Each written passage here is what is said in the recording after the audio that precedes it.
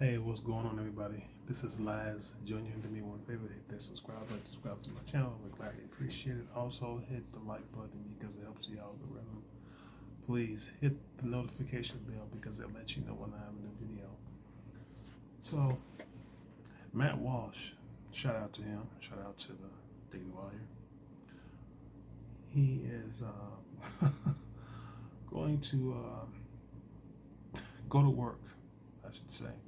It is his job on this woman on trans rights. Let's get into it. So you've talked a lot about the mental illness and depressed and anxious population in the trans community, but you don't talk about the happy people in the trans community and how these preventative measures of, let's say, like puberty and the surgeries that go for gender affirmation and how these are life-changing and life-saving. I know many people... How do you know? Oh, okay. 1 second, if I can finish my conversation. Okay. Many people in my life have had these interventions made, and it's saved their lives. I can list dozens of people in my life. So what do you have to say for... You can list dozens of people who had surgeries and drugs as children and would be dead today if they hadn't? I'm sorry. Let me rephrase that. Dozens of people who have had interventions, including gender affirming, let's say therapies, yes, hormones, surgeries, that have made their lives better. I'm not saying it didn't force them to commit suicide, but it made their lives better. What do you have to say for the happy trans community? I guess I would throw back at you first, because the burden of proof is on you on this one. And I'll explain why the burden of proof is on you. Because, as I went over in the talk, for thousands of years, human beings existed, and there was no such thing as trying to medically transition people into another gender. And as far as we know, there was no suicide epidemic because of it. And then in the last few years, people like yourself have come along and said, we desperately need to do this, or people will be in despair and they might kill themselves. So you... Well, I can say that he's right. Matt is right. Bottom line, people haven't been, this hasn't been going on for thousands of years. No. Well, we want to mutilate children and give them hormone blockers. No. It's a bunch of garbage. And it's all spiritual. The enemy wants to attack your mind. Into making you think that you're something else, that God made you wrong. Oh my goodness, he's talking about a happy trans community. There's nothing happy about that. There's nothing happy about giving children hormone blockers and mutilating them.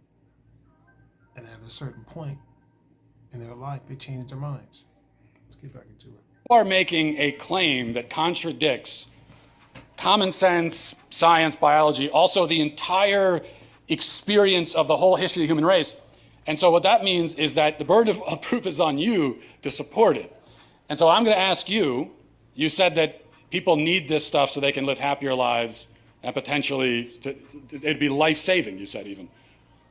Aside from your anecdotes of your friends who told you so, how do you know that? Okay, so thinking back to when I was 16 in an anatomy class, when I learned that transgender people tend to have the brain structure that confirms their identity that they identify with. And you can look that up. That's a fact. I will look that up. Yeah, it's a fact. I will look that up and I won't find it. Yeah. It's not a fact. Oh. It's not a fact. Should we all pull out Google really quick and look? So you're saying a trans man has the brain of a woman? No. I'm saying that a trans man who identifies as a man will tend to have similar brain structure that a cis man would.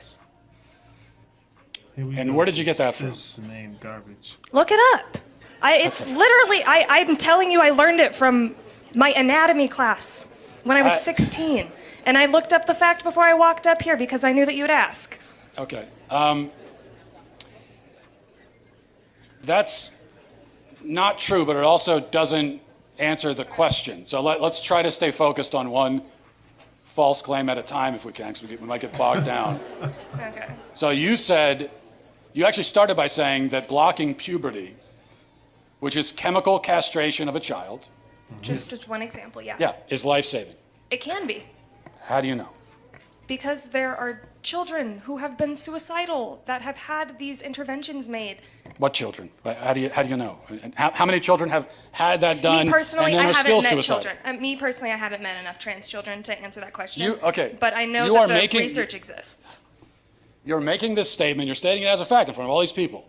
There must be a reason, there must be something that you encountered that led you to this rather radical conclusion that to save a child's life, you have to chemically castrate him. Not every child. No, sir. Okay, well, that is what you just said. The drugs we give to kids for puberty blockers, so-called puberty blockers, originally are cancer drugs used to treat prostate cancer.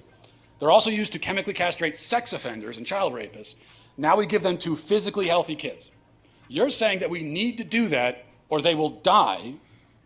And so one last time I'm going to ask you, what evidence do you have of that remarkable claim?